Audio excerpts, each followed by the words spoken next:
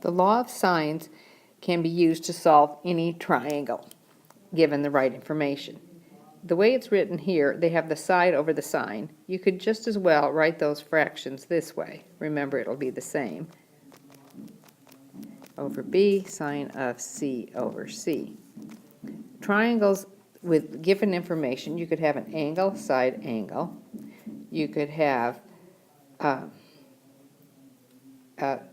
side angle. Watch this one, we're going to come back to that. Those work to solve these triangles. Example 1, solve the triangle.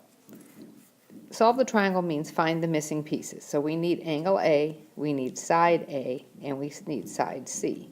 Well, angle A can be found by taking 180 minus 20 minus 31, and we get 129 degrees. So I'm going to put it in a list so it's easy to find my answers. Now, using the law of sines, I can set it up as the sine of 20 over 210 equals the sine of 31 over c. When I take 210 times the sine of 31, divide by the sine of 20, I get c is equal to 316.233. I can use the law of sines again and have the sine of 20 over 210 equals the sine of 129 over a.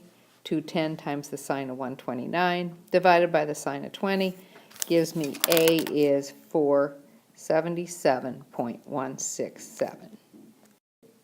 You will have an ambiguous case when you are given side angle. Watch how you spell that. We don't want to put bad words on our paper. One case is you only end up with one triangle. It might be a right triangle. It might be a regular triangle. You might end up with a no triangle because side A is too short, and you might end up with two triangles because this can swing back and forth. Let's do an example. The first thing I do to try and solve this problem is draw the picture. I know they've given me angle side or side angle. When I always put the angle they gave me on the bottom left, the side opposite. This is 8, so this is angle B, this is A, and this is A. When you solve this triangle, you have A, B, and C, and A, B, C. C is going to be 54. If there's a second triangle, it's also going to be 54.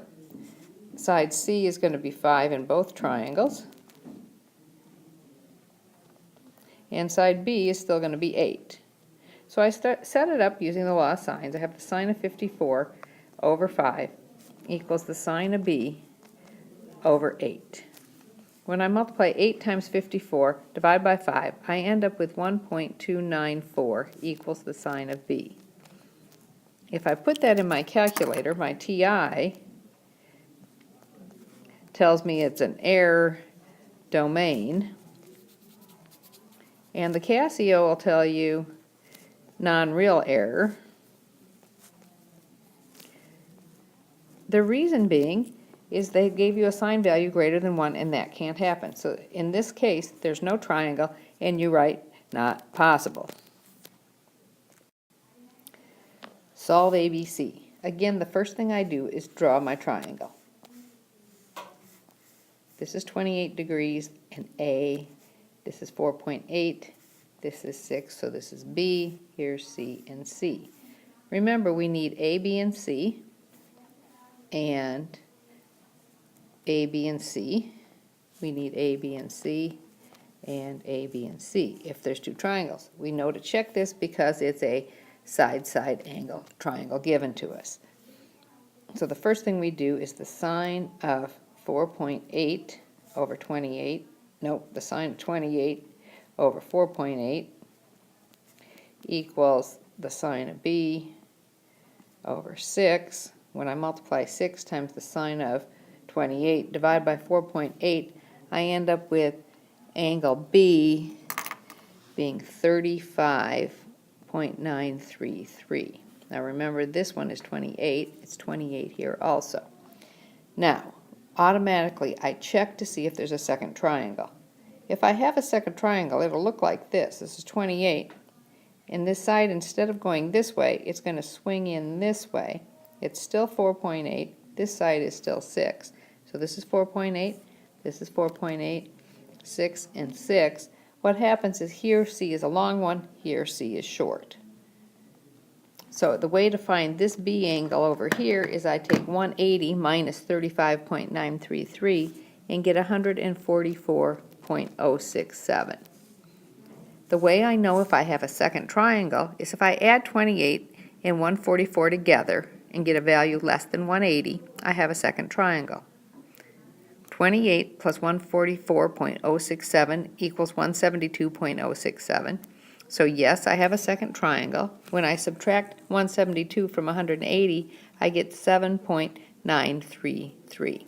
So I do have to solve this triangle over here. I still have my first triangle, so if I take 28 plus 35.933 and subtract it from 180, my angle here is 116.067, which makes sense, 116. Then I use the law of sines to find side C. In this case it is 9.2, and in this case it is 1.4. So I had two triangles, and you need to find both to earn credit for the problem. Solve triangle ABC. Here we go again. Start out by drawing your triangle. 65, again I put the angle they gave me down here and label it. Opposite it is side 5. I make my 3 here, so this is C. In the other problems, my B and C were in different spots. It doesn't matter as long as you're consistent and draw your picture. It helps me figure out my problem when I do them the same way every time. So, here we go. A is 65. It's going to be 65 in the second triangle if I have one. Side A is still 5 and side C is still 3, no matter what. So I set up my function, the sine of 65 over 5 equals the sine of C over 3, and I end up with angle C is 32.942. 180 minus 32 gives me 147.058. Now, when you add 65 plus 147.058, you end up with 212.058, and that's bigger than 180, so this triangle does not exist, and I only have one solution. So, to find angle B, I take 180 minus 65 minus 32.942 and get 82.1. To find side B, I use the law of sines and get 5.464.